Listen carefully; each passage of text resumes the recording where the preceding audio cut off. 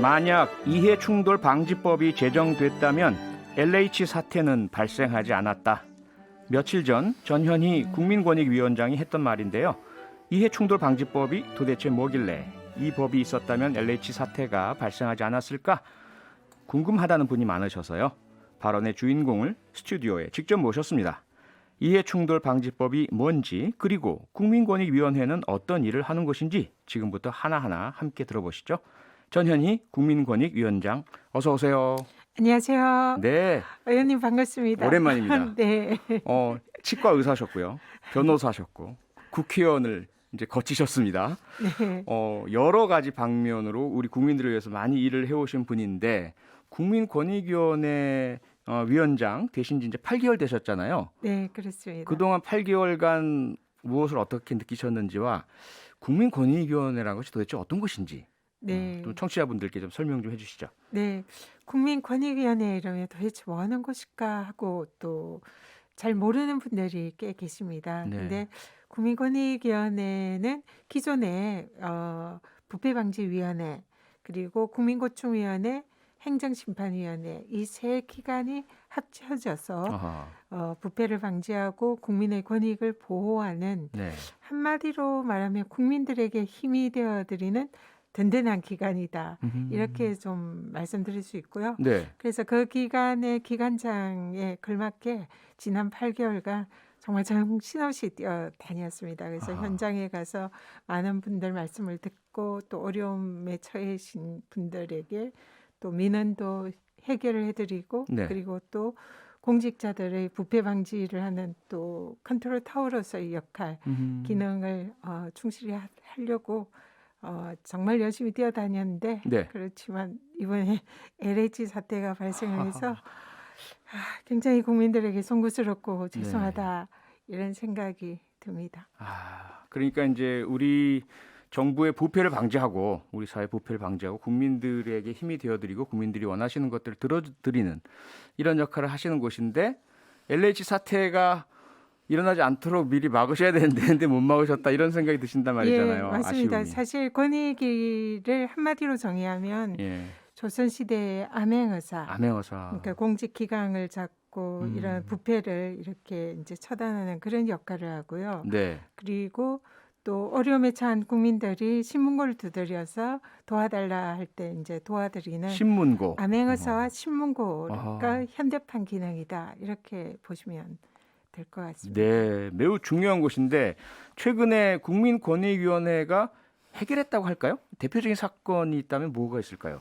네, 제가 권익위원장이 되면서 사회적 이 갈등 해결이나 국민들의 고충 민원 해결에 굉장히 좀 주안점을 두고 많이 뛰어다녔는데요. 네. 가장 기억에 남는 것 중에 이제 작년 말쯤에 그 강원도 양구군의 무주지 그래서 서울 면적에 거의 육박하는 굉장히 넓은 면적에 6.25 때 이제 북한으로 땅 주인들이 다 이주를 하셔가지고 사실상 주인 없는 땅으로 남아져 있어서 네. 거기에 경장민들이 이제 가서 땅을 일구고 사시는데 예. 이분들이 이제 소유권이 없는 거예요. 그래서 이 부분을 정부 부처 9개 부처랑 협의를 해서 네. 이분들에게 소유권을 드리는 그런 이제 민원 해결을 했고요. 그래서 굉장히 많은 분들이 이제 혜택을 받고 지금 이제 굉장히 좋아하시고 있습니다. 그러니까 그리고 서울 정도 크기의 엄청난 면적인데 네. 땅 주인들이 안 계시고 네, 6.25 전쟁 서울보다 동안 적고 정확하게 제가 이제 규모는 지금 예. 기억이 안 나는데 상당히 넓은 커다란. 면적의 땅이라 굉장히 정부로서도 무주지 땅을 국유화할 수 있는 네. 이주민들에게 이제 정착민들에게 부과하는 나머지는 이제 국유화가 되는 거거든요. 나머지는 국유지로 예, 하고. 그래서 이제 그 국가재산도 늘어나는 그런 이제 효과를 보았습니다. 아니 그럼 그분들께는 엄청난 선물이 되었겠네요. 거의 70년 묵은 민원으로 거의 이제 정부마다 예. 이 민원을 해결해주겠다 이렇게 이제 공약도 하고 말만 약속도 하고 하셨는데 못 지켰던 70년 만에 70년 해결이 만에. 된 셈이죠. 70년 묵은 수건을 해결하신 전현희 국민권익위원장이십니다. 제가 해결한 건 아니고요. 우리 네. 직원들이 다들 이제 열심히 아, 노력해서 당연히 그렇겠죠. 네, 해결했습니다. 최근에요. 며칠 전이었죠? 경기도 공공기관 노조가 경기도 산하 공공기관 이전을 추진 중인 이재명 경기도지사를 국민권익위원회에 신고했다는 보도를 제가 봤습니다. 네. 이런 신고가 국민권익위원회에 접수되면 어떤 과정을 거쳐서 어떻게 결정이 내려집니까? 일단 그 신고 내용은 그 도지사의 권한 범위 밖에 이제 그 어떤 적극적인 결정을 했다. 네. 그래서 이것이 부패에 해당하지 않느냐 이런 이제 취지로 신고가 들어온 걸로 알고 아하. 있습니다. 예. 근데 그 부분에 관해서는 그 신고가 법적인 요건과 또 그 우리 권익위의 권한 범위 인지에 대해서 법률 검토와 사실관계 조사를 해야 되고요. 네. 그래서 저희 조사관들이 신고인의 이제 신고 취지와 또 피신고 기간에 거기에 대한 소명 자료 이런 걸 이제 저희들이 다 취합을 해서 네. 법률 판단을 하게 됩니다. 그래서 만약에 이제 문제가 있다고 판단된다면은 저희 이제 위원회에서 소위원회와 전원위의 의결을 거쳐서 네. 거기에 대한 결론을 내게 되고요. 아하. 만약에 이제 권익위의 권한 범위 밖이라든지 네. 또 사실상 권한 남용이나 뭐 부패 행위에 해당하지 않는다 이러면은 기각 결정을 하게 됩니다. 근데 아하. 현재 진행 중이라 아직 결론이나 그 내용은 지금 현재는 아직 알 수는 없는 상태입니다. 네, 절차가 진행 중이군요. 네. 네. 지금 유튜브로도 생방송이 진행 중이니까요. 혹시 전현희 권익위원장님 보시고 싶으신 분들은 유튜브로 빨리 들어오시기 바랍니다. 표창원의 뉴스 하이킥 검색해서 들어오시면 됩니다.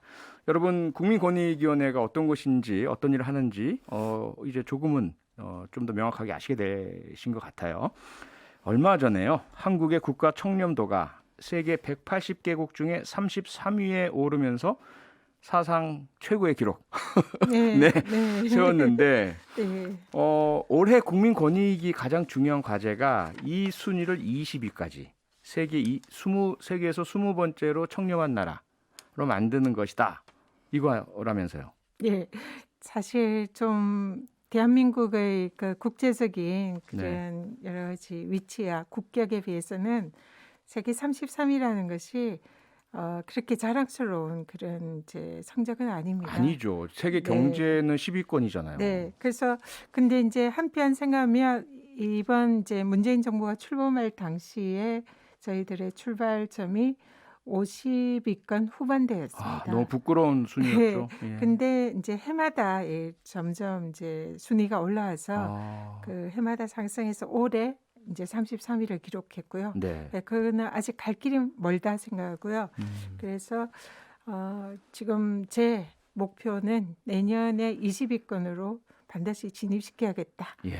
이런 생각을 하고 있는데 아까 말씀드린 LH 사태가 터져서 국가의 청렴도에 굉장히 심각한 네. 좀 장애가 발생하지 않을까 아. 이런 이제 걱정을 하고 있습니다. 그러니까 20위 목표는 LH 사건이 터지기 전에 세우신 목표잖아요.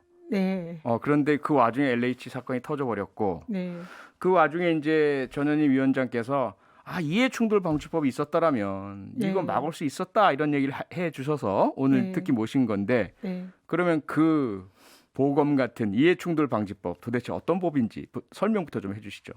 이해충돌 방지법은 공직자들이 이 공무를 수행할 때 공무 수행 중에 얻은 정보를 활용해서 뭔가 사익을 추구할 수 있는 이런 이제 유혹에 직면하게 됐잖아요. 네. 그럴 때 공익과 사익이 충돌하는 것을 방지하는 그 내용을 담은 법입니다. 네. 그래서 이번 LH 사태를 대입을 해서 법안의 내용을 좀 설명을 드리면 공직자들이 이 직무 관련성이 있고 이해관계가 있는 네. 그런 행위를 하게 될 때 그게 사익 추구를 할 수 있는 그런 가능성이 있을 때는 그 내용을 미리 신고하고 회피하도록 되어 있습니다. 미리 신고하고 회피하도록. 그러면은 이번에 LH 사태의 경우에 LH 직원들이 자신들의 부동산 거래를 사전에 신고하고 네. 또 직무에서 회피하게 되어 있기 때문에 아하. 사실상 하기가 어렵죠. 음. 그래서 아예 이제 사전에 네. 못하게 하는 그런 내용이고요.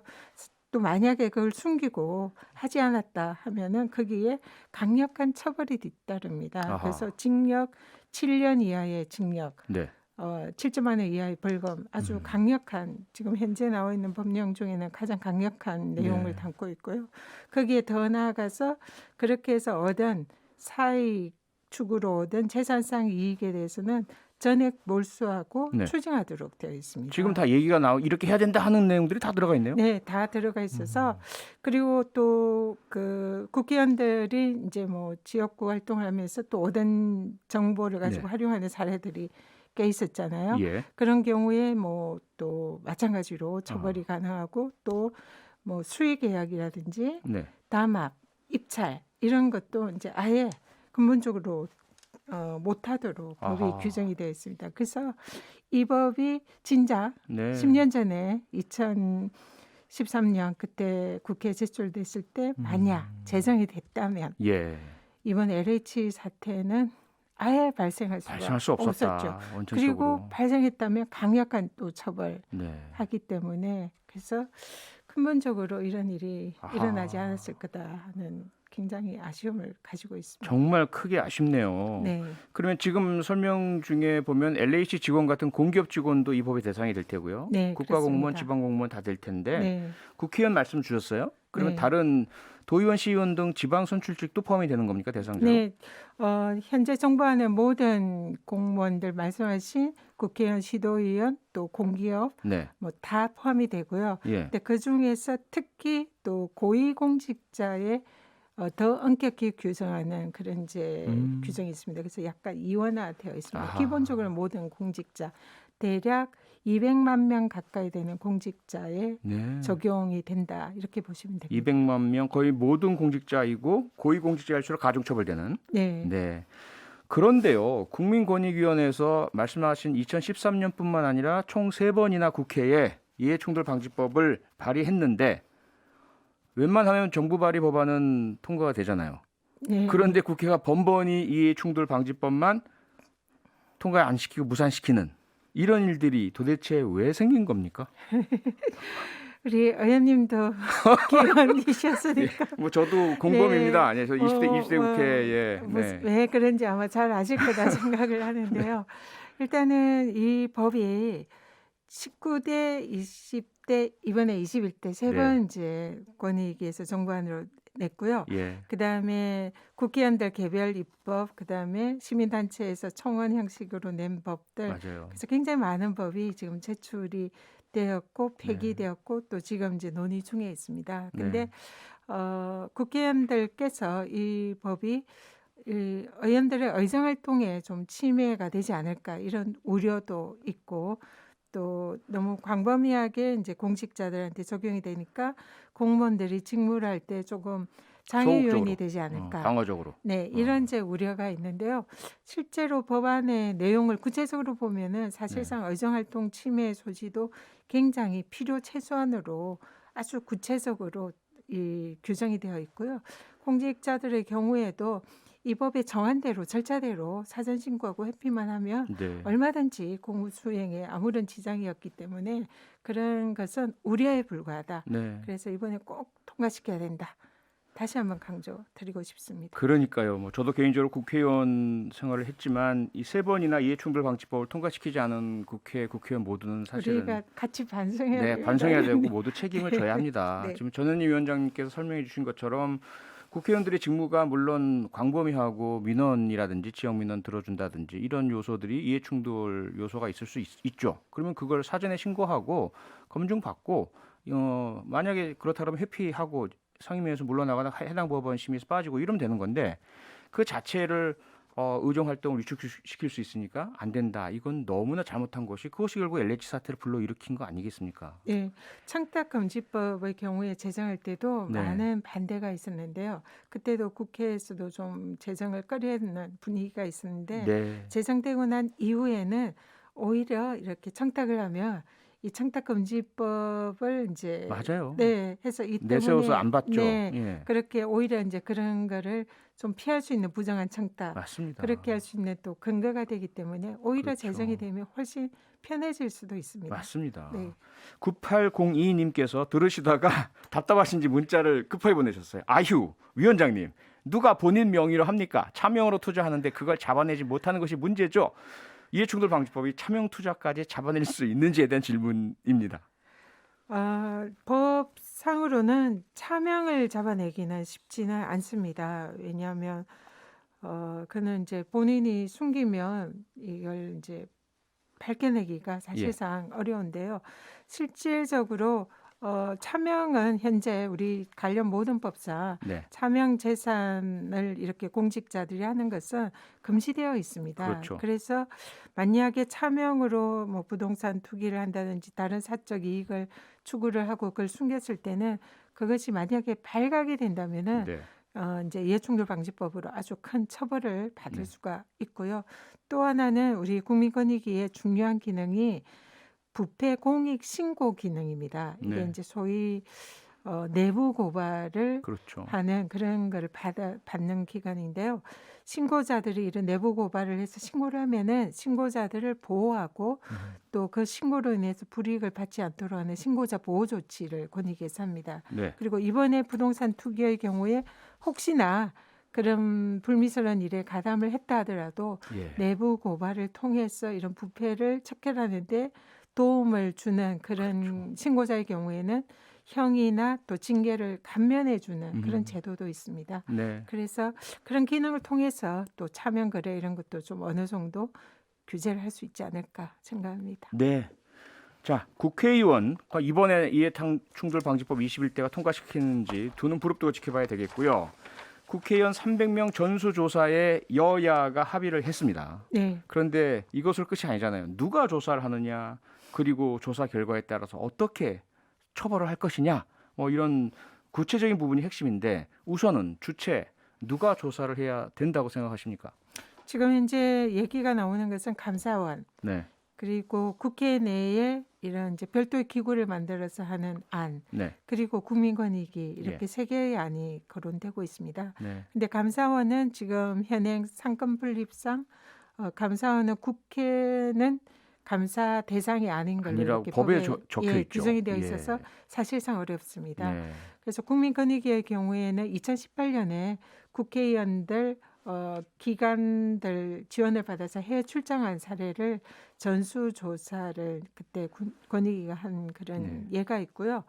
뭐 이제 저는 이런 권익위가 하는 게 맞지 않나 이런 아하. 생각합니다. 근데 그러면 권익위가 그런 이제 인력이나 네. 그런 근거가 있냐 이제 음. 이렇게 궁금하실 텐데 권익위는 정보기관 중에 부패방지 컨트롤 타워 기관입니다. 네. 그리고 공무원들의 이해충돌 관련 행동 강령 주무부처고요.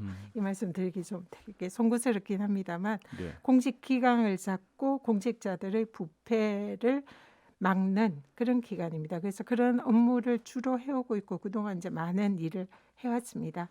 그래서 이걸 전담하는 숙련되고 아주 전문적인 부패 관련 조사관들이 권익위 한 150명 정도가 현재 이미 있고요. 예. 150명의 그리고 조사관. 네. 네, 그리고 또 우리 부위원장이 지난번에 공수처장 후보로 마지막까지 올라갔던 맞아요. 예, 네, 예. 이건희 부위원장 전직 검사장 출신이죠. 네. 그분과 또 검찰에서 파견된 음. 부장검사도 이제 권익위에 지금 있고요. 네. 그리고 또 현직 경찰관 뿐만 아니라 전직 경찰관 등 그런 직원들도 많이 있고 변호사 출신도 한 20명 정도 있습니다. 네. 그래서 상당히 전문적이고 저희들이 평소에 하던 그 부패 관련 조사나 이런 제도 개선 이런 게 저희들 업무이기 때문에 예. 사실상 주무 부처이기도 하기 때문에 권익위가 조사를 하는 것이 맞을 것 같습니다. 아하. 위원장님 말씀 들으면 국회의원 300명 전수조사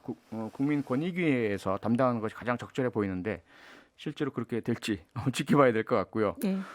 특히 국회의원 개인들뿐만 아니라 그 가족들, 친인척 조금 광범위하게 그 권한을 남용하고 정보를 이용해서 투기했는지 아닌지 좀 다 밝혀져야 될 것 같고 권익위 역할을 기대해 보겠습니다. 네. 시간이 거의 다 돼서요. 사실 또 여쭤보고 싶은 게 많은데 끝으로 그 국민권익위에서 중점적으로 추진하고 있는 게 무엇인지 우리 국민 여러분께 대한민국을 세계 청렴 순위 20위권 국가로 올려 놓기 위해서 네. 무엇을 어떻게 가장 신경 쓰고 하고 계신지 이런 이야기를 좀 마지막으로 좀 해주시죠. 네. 이 사태가 터지기 전에 이미 권익위에서 공직 기강을 잡고 또 대한민국의 부패 또 청렴 지수를 높이기 위한 많은 대책을 올해 중점 대책으로 추진을 하고 있습니다. 그래서 네. 그중에 제일 중요한 게 이런 공직 사회의 청렴도를 높이기 위한 인식을 개선하기 위한 청렴 교육을 이제 전 공직자를 대상으로 의무적으로 시행하는 것이 이제 권익의 지금 올해 주요 과제이고요. 전 공무원 대상 청렴 교육. 네, 네. 네. 그래서 이런 일이 아예 좀 발생하지 않도록 그리고 아. 관련 법규라든지 이런 것을 이제 제대로 교육을 시키는 그래서 그 부분을 올해 중점 사업으로 추진하고 있고요. 예. 그리고 또 이런 이번에 이제 저희들이 이해충돌 관련 네. 공무원 행동 강령 주무부처입니다. 이게 이제 사실상 법률적으로 구현된 것이 공직자 이해충돌 방지법인데 예. 법이 제정되기 이전이라도 음흠. 이런 행동 강령 위반 사안을 좀 가능하면 전수조사를 해서 네. 그것을 행동 강령 위반에 대한 이런 이제 내용을 실태 조사 점검을 전국적으로 실시를 할 예정이고요. 네, 용산구청장 이번에 행동강령 위반이라고 권익위에서 네, 네. 판단하셨죠? 네, 이번에 예. 그래서 용산구청장의 경우에 이해충돌 행동강령 위반으로 저희가 전원위에서 의결을 했는데요. 예. 이러한 사안이 아마 지자체장들이나 또 전국에 아주 또 그런 여러 가지 케이스가 있을 걸로 저희들이 보고 있습니다. 그래서 네. 오늘 제가 우리 담당 부패방지국장에게 지시를 해서 예. 이런 유사한 사례가 전국에 없는지 그래서 실태 점검을 해라. 네. 그러면 우리가 고위공직자나 재산 등록을 하는 공직자들의 재산 상황은 저희들이 등록 사항을 파악을 해서 예. 그다음에 뭐 이런 행동 강령 위배 사전 아하. 신고 뭐 회피 이런 예. 거 한 것을 전수 조사를 하면은 또 네. 아마 유사한 사례들이 꽤 더 나올 수 나올 있을 것이다. 거다 생각합니다. 네, 전현희 위원장님과 국민권익위원회의 노력으로 대한민국이 더 청렴한 국가, LH 사건 같은 것이 나지 않는 국가, 그리고 내부 고발자, 공익 신고자들이 잘 보호되는 나라가 되었으면 좋겠습니다. 오늘 말씀 고맙습니다. 네, 감사합니다. 네, 전현희 국민권익위원장이었습니다. 평일 저녁 6시 5분에 여러분을 찾아갑니다. MBC 라디오 표창원의 뉴스 하이킥.